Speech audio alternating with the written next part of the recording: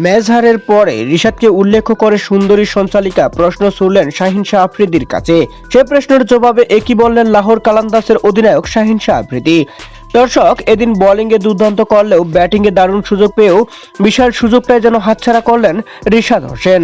যেখানে এদিন লাহোর কালান্দাসের বিপক্ষে আগে ব্যাটিংয়ে আসে মুলতান সুলতান, আর ব্যাটিংয়ে এসে যেন লাহোর কালান্দাসের বোলারদের পিটিয়ে তুলোধুনো করেছে। পুরো 20 ওভার খেলে দুর্দান্ত ব্যাটিং তাণ্ডবে 228 রান সংগ্রহ করে মুলতান সুলতান।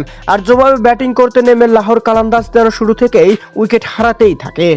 পরপর উইকেট পড়ে যাওয়ায় চাপে পড়ে যায় লাহোর কালান্দাস।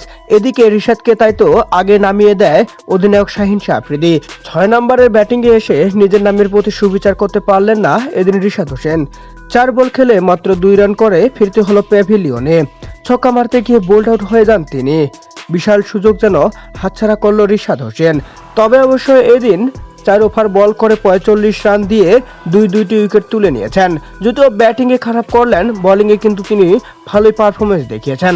যেখানে এদিন সুন্দরী উপস্থাপিকা রিশাদ হোসেনকে নিয়ে প্রশ্ন করে বলে যে, রিশাদ হোসেন আপনাদের দলে ব্যাটিং ও বোলিংয়ে কেমন পারফর্মে আপনাদের দলের উপর প্রভাব ফেলছে? উত্তরে শাহিন শাহ আফ্রিদি বলেন, সে আমাদের দলের একজন গুরুত্বপূর্ণ খেলোয়াড়।